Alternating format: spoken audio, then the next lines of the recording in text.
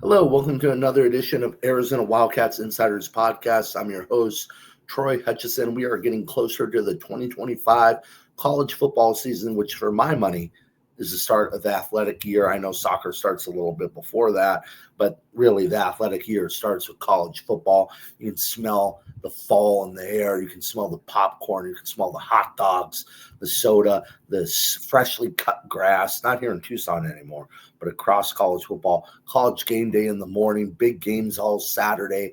There's nothing better than college football. But before we get to that, I wanted to talk a little bit about college softball. Now, I got my start covering Arizona softball way long ago. I covered Kendrea in his last 4 years, covered Caitlin Lowe her first two. Tremendous program. Grew up watching Arizona softball. It's easily the second greatest program in the history of college softball behind UCLA, who has more championships. No offense to Oklahoma. I know they have the same amount of titles. They're not Arizona. Oklahoma's had a tremendous run, but it never had to deal with the gauntlet of the Pac-10 that Arizona had to deal with Mike Kendrea when you're going through Washington, going through Stanford, UCLA, Cal, ASU was very good. You're not dealing with that gauntlet, and Oklahoma's not dealing with that. And that's just to name a few teams, Stanford as well. But I wanted to talk about this past season for Arizona softball and the state of the program. It is not well known, but Caitlin Lowe has signed a 1-year extension with the program after going 48 wins this season, 48-13, I believe. Gets a 1-year extension. They got bounced in the first round. But they got bounced in the regional in Tucson as the 13th seed, the host team, losing to Ole Miss, watching the Rebels move on to the Super Regionals and move on to the College World Series. In all, during the Caitlin Lowe era, Arizona's missed the postseason once, which hasn't happened in 30-plus years. They backdoored their way into the postseason in her first year. For my money, again, I covered the team thoroughly that season. They did not deserve to make the postseason, but they made it. They beat Missouri in the regional. They got a luck of the draw with Mississippi State beating Florida State, and they beat Mississippi State, took care of business, and went 1-2 in the Women's College World Series, ending their season against Florida State in the Women's College World Series. And, when you look at Arizona softball, to miss the postseason once, backdoor your way in another, only host a regional once. Mind you, they haven't hosted supers. They've never hosted super regionals. They've hosted a regional once. And I want to correct myself. They didn't lose to Florida State with Caitlin Lowe. That was with Mike Kendrea when they lost to Florida State. Caitlin Lowe, I forget who they lost to, but it wasn't Florida State because they lost to Mississippi State. But my point is, in reality, you've made the tournament 2 times in the last 4 years. You got lucky to get to the Women's College World Series. The talent level on the roster has gone down each and every season. You can look at 48 wins and celebrate, but I don't think knowledgeable fans are doing that. Because the reality of the situation is the Pac-12 is gone. Go to the Big 12. There's no Oklahoma. There's no Texas. Oklahoma State was down. Baylor isn't what it used to be.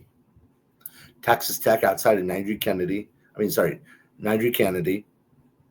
was offensively very inconsistent. You should have finished second. You should have finished first. There's no excuse. You had Devin Etz, who was tremendous as a hitter, okay in the circle. Miranda Stoddard, who was very good at the plate, not very good in the circle. An infield where Beal was not good at hitting at all and was underwhelming defensively this season. Catcher and Sydney Stewart, who is tremendous. But you look at first base with Devin Netz and Stoddard, Third base, you have a freshman, and she held her own, but it's growing pains there. And outfield were tremendous talent at the time with Dakota Kennedy, Altmaier, and Reagan Shockey. And you have Paige Demler, who should have gotten more playing time. That was grossly underused. She was grossly underused at Arizona. She should have gotten more playing time. And you look at the results. Your best win is Texas Tech at home, but you lost the series. I believe you beat UCLA. Okay. It's one game. Arkansas, you won that series, but Arkansas wasn't what it was then, where it was at the end of the year.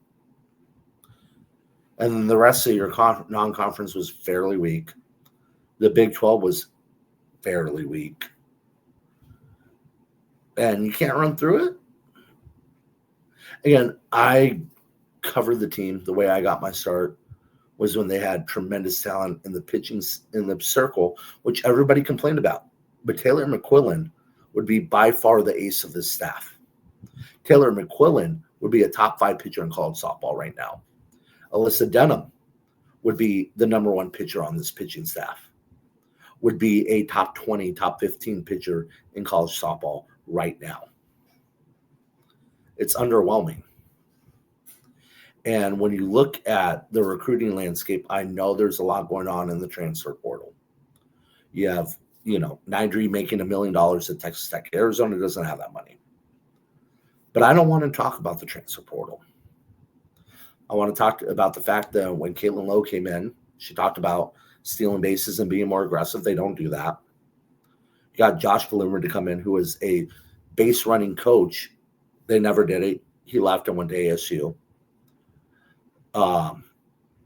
Arizona legend Taryn Mowat couldn't get the pitching staff turned around in terms of recruiting. She was underwhelming in terms of recruiting, so you had to let her go. And Christian Conrad, his whole idea of bullpenning. When you have 8 pitchers, you have none. That's the reality. I know the game has changed, but the reality is, outside of Devin Nets, Arizona didn't have a lot. I used to Silver the year before as a reclassified freshman mid-season, pitched almost 100+ innings. This year she pitched 25. She didn't get worse. You're just not willing to have her go out there and pitch those innings. Yeah, Sydney Summerndike, who was supposed to be the pitcher, never developed. Brooke Mannion never developed. Ryan Maddox never developed. Now, one out of those two got hurt. I get that. But you had all these stud pitchers. They never developed. Meanwhile, Aisa Silva transferred to ASU. Summerndike goes to UCLA. She won't start there, but she'll be a key piece out of the bullpen. And where does that leave Arizona? Celebrating getting a 4th, 5th string pitcher out of Iowa State, doing the jumping cactus emoji. Arizona's better than this. Flat out. I think there are some transfer recruiting flaws that they can't overcome in terms of money. But you can't recruit like you did back in the 90s and early 2000s, the OC Batbusters. Tremendous club, but you're not getting the best talent. Meanwhile, Alabama got a girl out of nowhere, Kentucky, and Montana Fouts, turned her into a stud. Stanford, yeah, that's right, Stanford, Nydree Kennedy, she came out of nowhere, Kansas, turned her into a stud. Oklahoma found Jordy Ball out of nowhere, Nebraska. You got to expand your recruiting range. Arizona hasn't done that. It's kind of settled for what the talent pool is now. And that's the reason why you're looking at a 1-year contract for Caitlin Lowe, who I covered her first couple of years. I covered her as an assistant coach. I have nothing but respect for Caitlin Lowe. She is easily one of the top 5 greatest players in the history of Arizona and one of the top 5 players in the history of college softball. She's the greatest center fielder of all time. I grew up watching her as a kid. Again, I had tremendous respect. But the fact of the matter is, Arizona softball is a big brand. The expectations haven't been met. And I'm not talking about winning a World Series and getting to the championship game every single year. That's not going to happen. The 90s are over. College softball has grown. The game has grown. That's long gone. But the fact of the matter is that Tennessee's out recruiting you. Yet Tennessee hasn't been to the Women's College World Series till last season in 9 years. Yet they can find a pitcher, and you can't.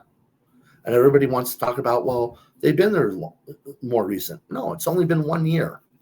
So don't give me that. In terms of facilities, Hillenbrand's one of the best facilities in college softball. So don't give me that either. You got to expand your recruiting philosophy. You got to get better. And right now, you're in a make or break year. And my prediction right now, we will see a new softball coach at Arizona. It's a 1-year deal. It's not pretty. Chip Hale just went to the College World Series. He got a 4-year deal. So, yes, Desiree Reed-Francois is talking about 1-year deals being the way of the future. She just gave her college baseball coach a 4-year contract. 4-year contract. Because he made a College World Series, exceeded expectations, and developed talent.